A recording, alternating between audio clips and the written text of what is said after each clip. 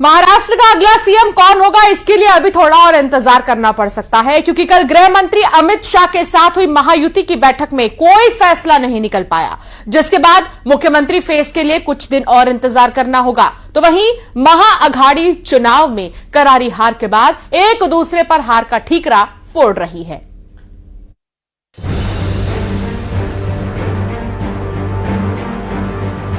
महाराष्ट्र का मुख्यमंत्री कौन होगा, इस पर अभी भी सस्पेंस बरकरार है। दिल्ली में गुरुवार रात गृह मंत्री अमित शाह के साथ महायुति के तीनों नेताओं की बैठक के बाद भी महाराष्ट्र के मुख्यमंत्री पद को लेकर कोई ऐलान नहीं हो पाया है और अभी तक सरकार गठन को लेकर कोई प्रक्रिया भी आगे नहीं बढ़ी है। हालांकि सूत्रों के मुताबिक महाराष्ट्र में बीजेपी का ही मुख्यमंत्री होगा, जबकि शिवसेना और एनसीपी से डिप्टी सीएम होगा।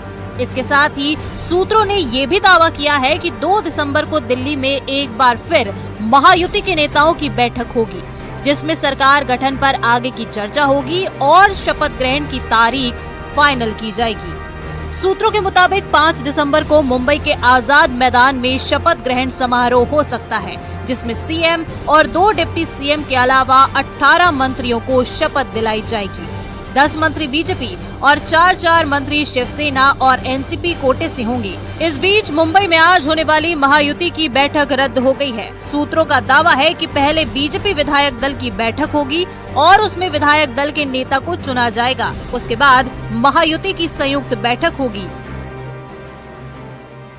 साहब कल 3:30-4 बजे तक दिल्ली में थे। दिल्ली से आने के बाद वो अभी निकल गए, कुछ भी नाराजी नहीं है। सम्मान पूर्वक मीटिंग अमित शाह साहब के साथ हो गई है। तीन जो नेता है, देवेंद्र जी, अजीत दादा और हमारे नेता एकनाथ शिंदे साहब, वो भी मीटिंग को थे और अच्छी तरह से सम्मान पूर्वक मीटिंग होगी।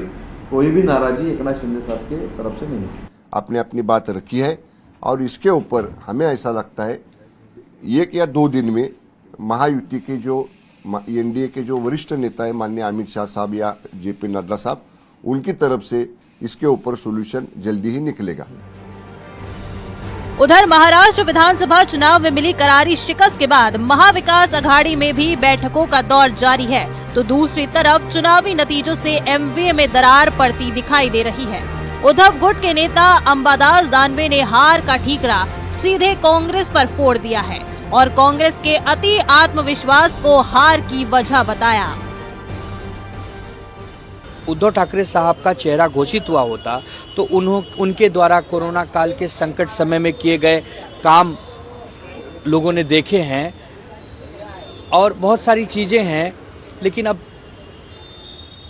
कांग्रेस को आत्मचिंतन करना चाहिए कि क्यों वो गलती कर बैठे, क्यों वो नहीं समझ पाए, क्यों वो चेहरा नहीं घोषित कर पाए। महाविनाश अघाड़ी के अंदर सिर्फ और सिर्फ आपसी कलह है।